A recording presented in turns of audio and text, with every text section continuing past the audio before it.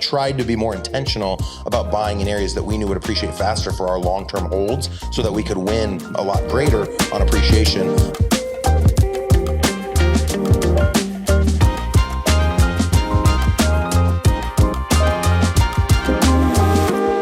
Hey, this is Jeff Cohn with another episode of the Team Building Podcast, where we interview top team leaders, broker owners, and thought leaders from across the country. We have the pleasure today of interviewing Megan Ahern.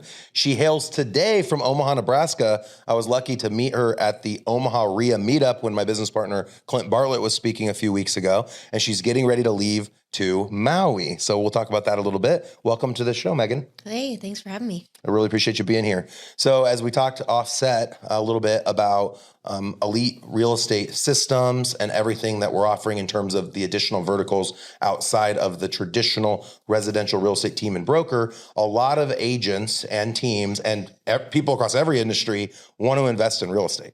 And they have a hard time coming up with capital. They have a hard time finding properties. They make every excuse in the book as to why not to do it, but you've had a lot of success in doing it over these past few years. I'd love for you to create context for the audience and share some of the projects that you guys have been working on. Yeah, sure. So we moved to Lincoln about 5 years ago, specifically for rental properties. So that's kind of where we started at.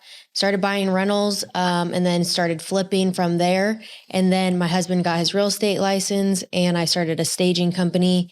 As far as investing goes, we've bought about 60 properties in the last 5 years. Some of them are flips, some of them are rentals. Some of them we wholesale. And what got you into this? You said you moved to Lincoln, Nebraska. Yeah. To create context for everybody nationally. And when you moved to Lincoln, Nebraska, where were you before that? Southern California. So I grew up there. My husband grew up in Alaska. He was in the military there and he was getting pushed out. He had a back injury, parachute accident. And so he couldn't stand for more than 15 minutes at a time. Oh, wow. And so it was kind of like what do you want to be when you grow up? And we just decided to go for broke on real estate. How did you decide real estate?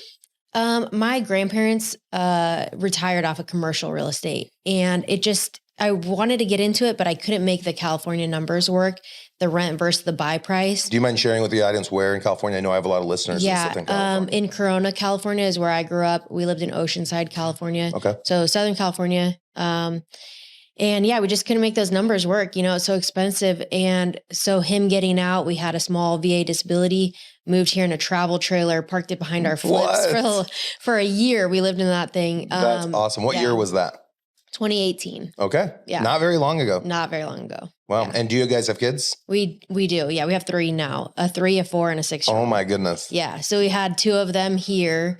And yeah, just been growing our businesses, growing our family. Okay. So you want to get into real estate. You move. He's from Alaska. You're in Southern California. You guys choose Lincoln, Nebraska. How did you come up with that location? We had analyzed like 50 different markets, looked at the buy versus rent prices, but then also wanted to see like, would we actually want to live here? Would I feel safe in the like lower income areas? If I'm working on a flip at night by myself, am I going to feel like I'm going to get robbed? And so Lincoln, Nebraska has lower income is still pretty darn clean areas and safe, low crime. And then it's a big enough city where we would have enough opportunity, but also like actually want to live there. Cool. Clint and I actually just bought an apartment complex there. Yeah. Do you know about that project? Is it a motel? Yes. Yeah. I offered on that too. What? Yeah. All right. Well, we won't talk online about what we paid for it, but we're converting it to a short-term rental. Cool. And moving it from 19 units to 12 units. Okay, yeah, that was going to be kind of our plan too. Oh, really? Yeah. So we're really excited. This particular apartment complex, so our listeners know, is within a half a mile, practically walking distance to the Nebraska Cornhuskers Stadium, Memorial Stadium.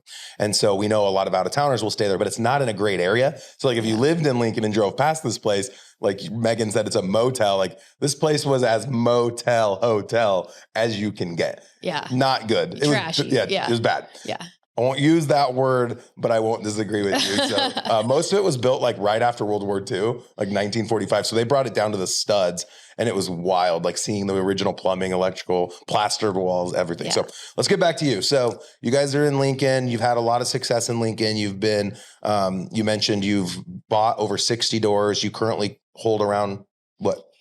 We have 12 right now. Long-term rentals? Long-term rentals. We have another 8 under contract. And 2020 hit, we thought, okay, maybe this is going to be the peak. Obviously, we're incredibly wrong, but we sold off all of our trash rentals. Okay. I didn't like certain properties. We had bought a lot of 100-year-old houses, a lot of student rentals. I was like, man, if this is the top, I want to just get rid of them now. And now we're buying a lot more like just really amazing assets and keeping those. Something that you know is going to grow. And a lot of people ask me, how do you know? I always suggest look at what's happened over the last 15 years. So if you have an option of buying home number A or multifamily number A versus multifamily number B, you can make a decision as to what those are going to appreciate at. One very simple way is look at what each of those were worth 15 or 20 years ago on the county assessor site. And if one appreciated faster than the other, one could only guess that over the next 15 to 20 years, the one that appreciated faster over the last 15 to 20 is going to continue to appreciate faster. That's not always the case, depending on how a community grows, but I think 95% of the time it will be. So Clint and I are just like you. We tried to be more intentional about buying in areas that we knew would appreciate faster for our long-term holds so that we could win a lot greater on appreciation. And a lot of people will talk about slumlords. Slumlords, I think, are people who buy in areas and their number one goal is to have cash flow and not to create equity in the portfolio. And I think the whole point of investing in real estate is the opposite. I'd rather have low cash flow and have the equity continue to grow. And Clint, in my portfolio, we're over almost to 200 doors, valued at about $25 million. And year over year, over the last 3 years, our portfolio has increased by over $1 million a year. Wow. Just by appreciation. So it's really fun.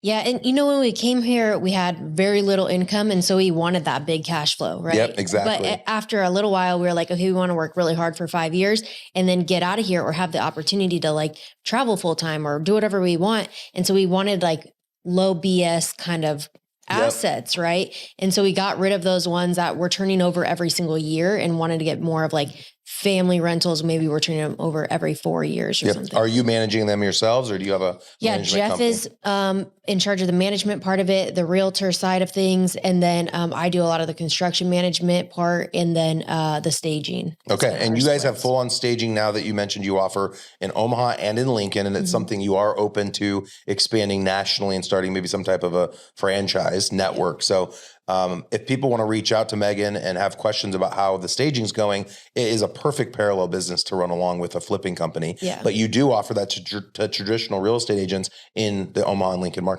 Yeah, we do. Last year we staged 80 houses. I think we'll probably double that this year.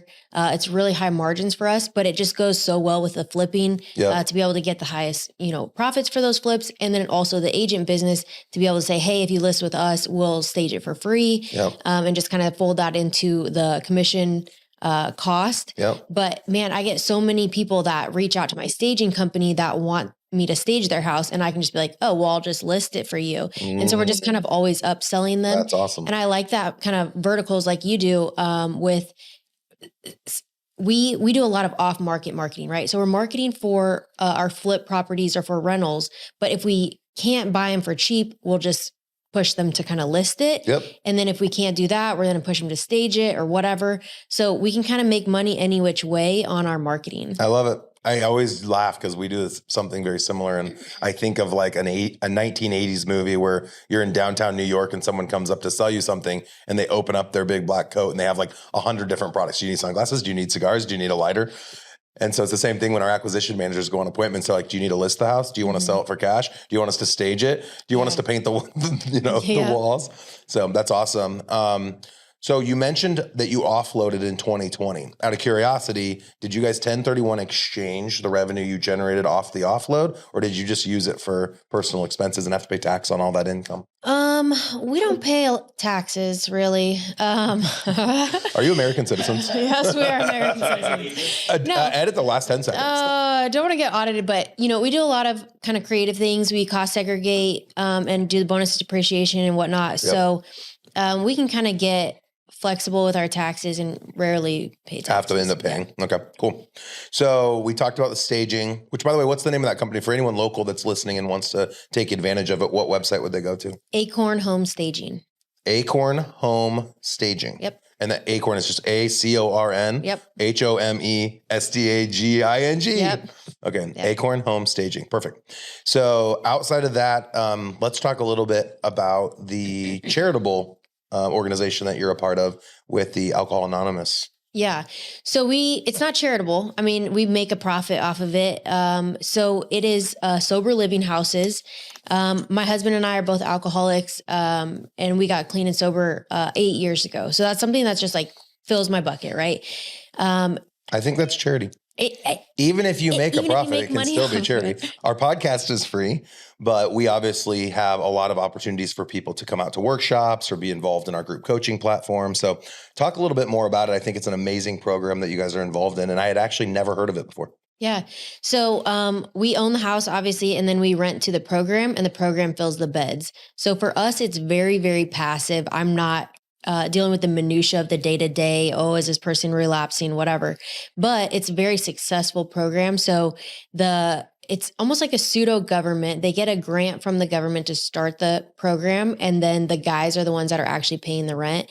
And it just turns into like a really cohesive community where they're kind of supporting each other's recovery. I had never heard of this. So it's not like Section 8. No. I mean, this is a specific grant program. I'm sure it's all across the country. Yeah. So if someone in another state wanted to look into it, what's the specific grant called? Do you know?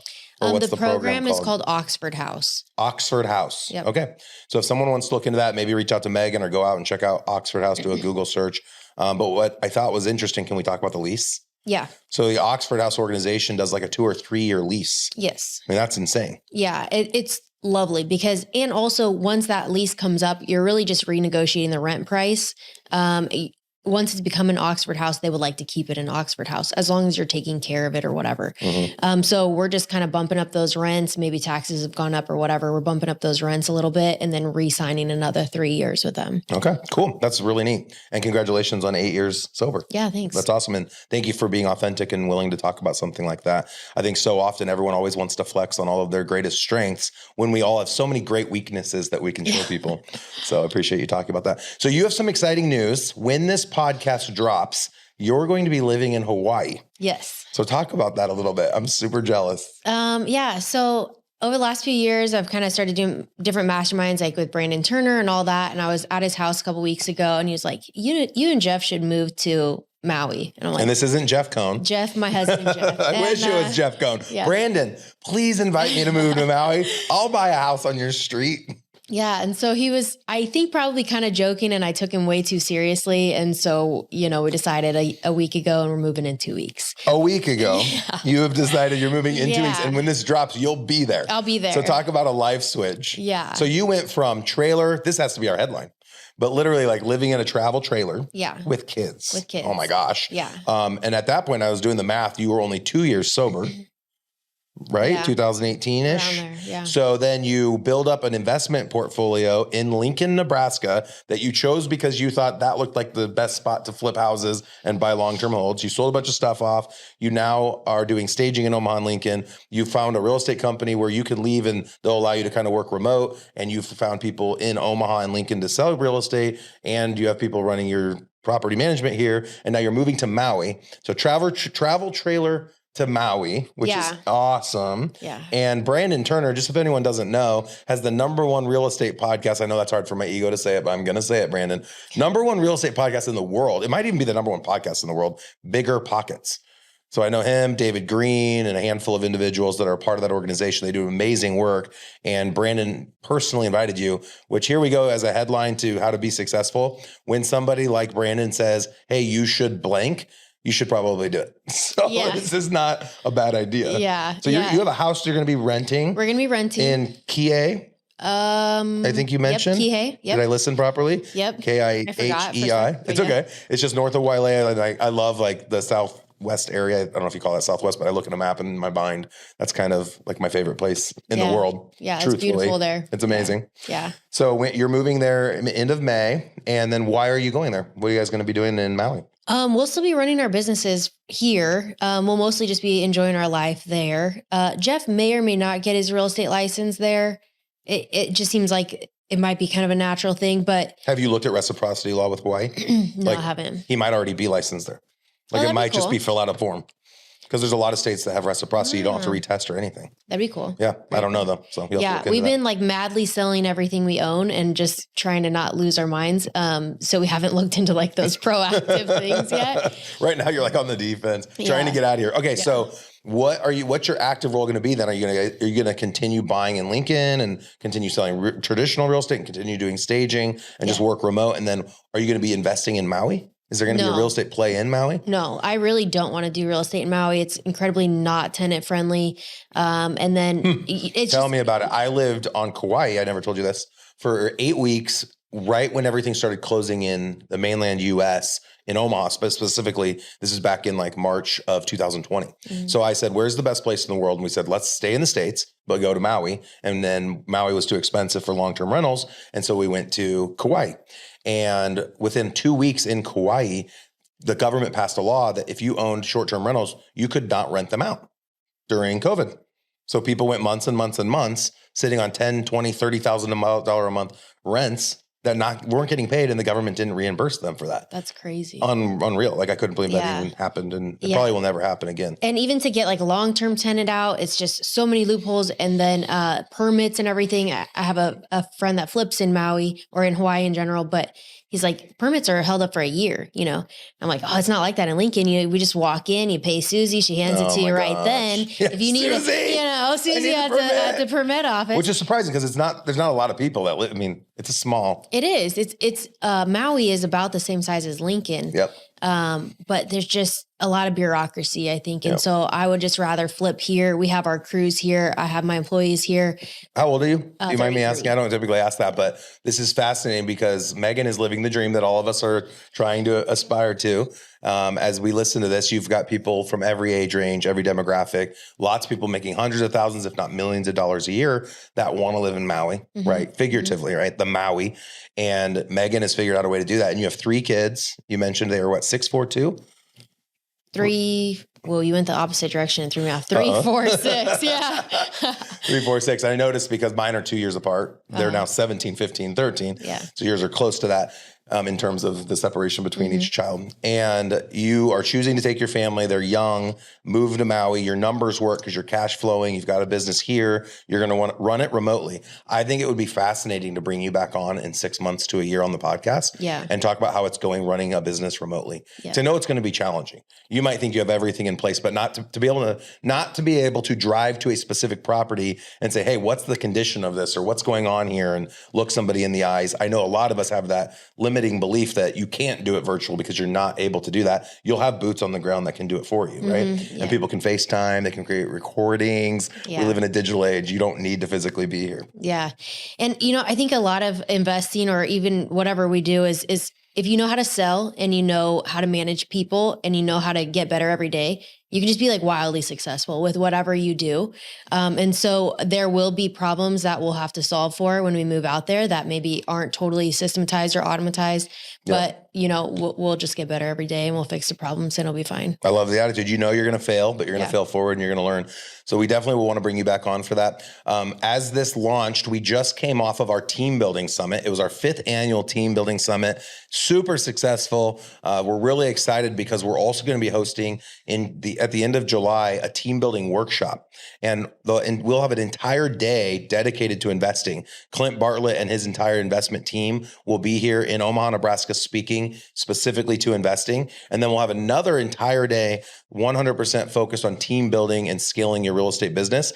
These events are super economical. We make it fun. We have events every night outside of the content that we're sharing. And we usually get about 30 to 50 people in attendance. To find out information about our July upcoming team building workshop in Omaha, Nebraska, and to learn more about our team coaching product, as well as coaching that we're launching in July, specific to mortgage companies, title companies, insurance companies, property management companies, and investment companies, go out to growwithers.com.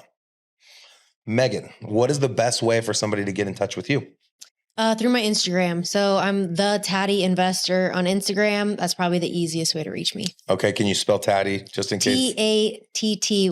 Okay. And she says that because if you're not watching, she has beautiful tattoos on both arms. Do you call those sleeves? I don't know anything There about will tattoos. be sleeves. It's a process. You're working on the sleeves. Okay. So that's awesome. I'm assuming the tattoo artists in Maui are incredible because it's part of Polynesian culture. No? Unless I want to get some tribals, like the traditional way. I would be willing to bet within 12 months, you will have some type of Hawaiian tribal tattoo on you. I don't know. Come I might get ran out of Maui. That's what I would want. Those are awesome. Cool. Well, this has been really good. Very motivational. And I know for me, I actually do desire to have a place in Maui. I don't know if I told you that yet, but that is my spot. Where you are, like within 20 minutes of there, that is where I want to be. So you already have your first client. All right. I would like to buy a place, probably $1 million to $2 million. I don't know what that gets me. A 1-bedroom studio, probably. Yeah, exactly. That's okay. It's got to start somewhere. I'm fine with that. But I think this was awesome. This was a great episode. Very motivating for people that are at their beginnings. You came from really nothing. I mean, you guys were in. That's such a great story. Have you written a book yet? Not yet, but I'm going to. I'm going to make Brandon write it for me. Book worthy. Yeah, that's a great idea. Yeah. Co-author with Brandon. Yeah, that's definitely book worthy. I think this has been an awesome episode. Very motivating. You guys are doing amazing things, and you've mentioned you've been on a lot of podcasts. I would 100% recommend that you launch your own, and I would love to be one of your first guests. Okay, that'd be awesome. Cool. Thank you so much for coming on today. Thank you.